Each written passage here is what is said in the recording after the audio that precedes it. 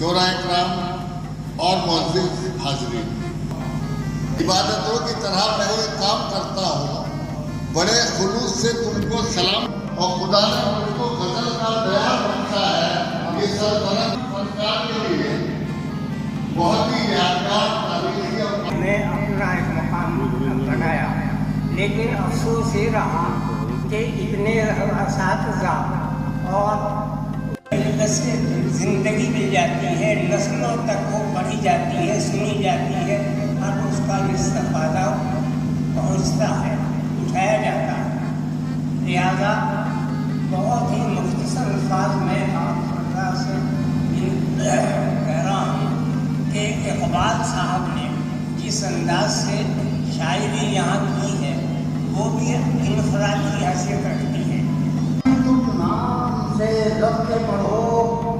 جس نے ہے پیدا کیا انسان کو، خون کے تخلیق کی، پھر سراپا میں دی اس کے دلکشی، پھر سراپا میں دی اس کے دلکشی، اور پڑھو کہ رب نے سکھلا دیا، کتنا پیارا تم کو یہ تو ہم نے دیا کہ میں آتا ہوں، حالانکہ رب کی طرف پلٹے گا یہ، حالانکہ رب کی طرف پلٹے گا یہ۔ آج کھتولی میں آپ کے ایک کتاب کا اجرا ہوا ہے، وہ کتاب ہے اقبال گوہر صاحب کی، جو بہت معروف شاعر ہیں، اور جہاں جہاں اردو ادب پہچانا جاتا ہے، اردو ادب پڑھا جاتا ہے، اردو شاعری پڑھی جاتی ہے، وہاں اقبال گوہر صاحب کی شاعری پہنچتی ہے۔ میں قابل مبارکباد سمجھتا ہوں اقبال گوہر صاحب کو کہ انہوں نے مجموعی کی صورت میں اپنی کتابوں کو، اپنے اشعار کو یکجا کیا، اپنی غزل کو یکجا کیا۔ اس کی وجہ یہ ہے کہ ہمیں اس سے سیکھنے کا موقع ملتا ہے۔ ہماری جو نئی نسلیں ہیں، ہمیں انہیں کیا تحفہ دینا ہے، علم کے طریقے کیسے سکھانے ہیں، علم کا سلیقہ کیسے سکھانا ہے، اردو شاعری کو کس طرح فروغ دینا ہے۔ میں سمجھتا ہوں کہ اقبال گوہر صاحب نے اپنا مجموعہ کلام عکس حیات نکال کر اس بات کو ثابت کیا ہے کہ وہ عصر حاضر میں اردو کے ایک مجاہد ہے، اور اردو کو پھیلانا، اردو کو فروغ دینا، اردو شاعری کی دلچسپی لوگوں تک پہنچانا، جگانا، انہوں نے اپنا ایک فریضہ سمجھا، اس کا بیڑا اٹھایا۔ تو قابل مبارکباد ہیں وہ، انہوں نے بہت بہترین پروگرام بھی کروایا، یہاں پر مشاعرہ بھی ہوا۔ ہم نے تو صرف دل لگی کی تھی، آپ کیا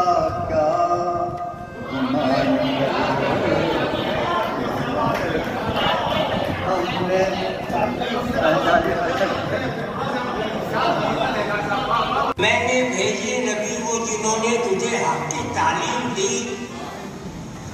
تجھ کو قرآن دیا زندگی کے لیے، تجھ کو قرآن دیا زندگی کے لیے، زندگی دی تجھے بندگی کے لیے۔ نہ نظامت کا سلیقہ ایسا۔ اگر آپ کو شاعری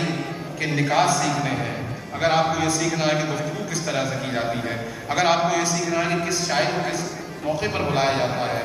اگر آپ کو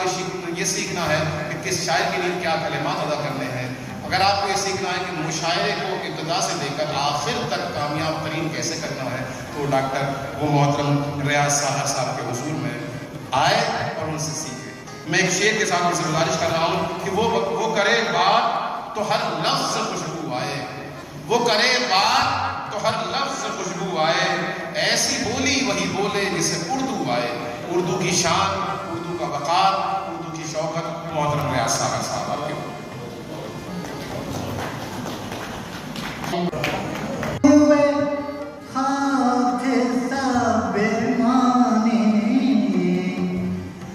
جاگتی آنکھوں کے خواہوں کی تعبیر سو ہے، جاگتی آنکھوں کے خواہوں کی تعبیر سو ہے۔ راضی پیش کر رہا ہوں کہ آپ بھی کچھ شعر تغزل کا مزہ دیتے ہیں۔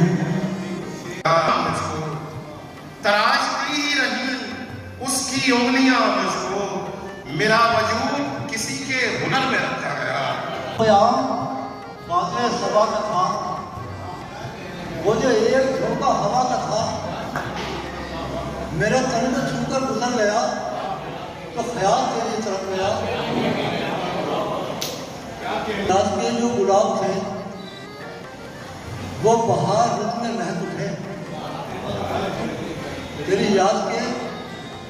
جو گلاب تھے وہ بہار رت میں مہک اٹھے، کوئی تن کو چھو کر گزر گیا تو خیال میں چل گیا۔ زندگی کے میں منظر دیکھ اس کی آنکھوں کو، دیکھ اس کی آنکھوں کو،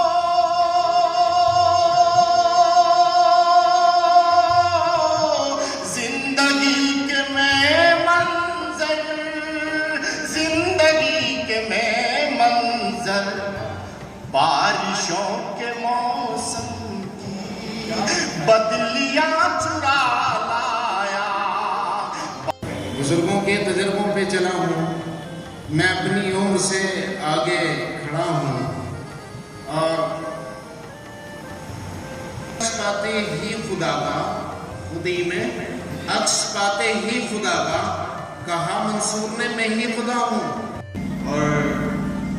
دیکھنا جن جن کے سر پہ تاج، میں چاہتا ہوں دیکھنا جن جن کے سر پہ تاج، دستار وہی میری گرانے میں لگے ہیں۔ میں اور اردو شعر و ادب،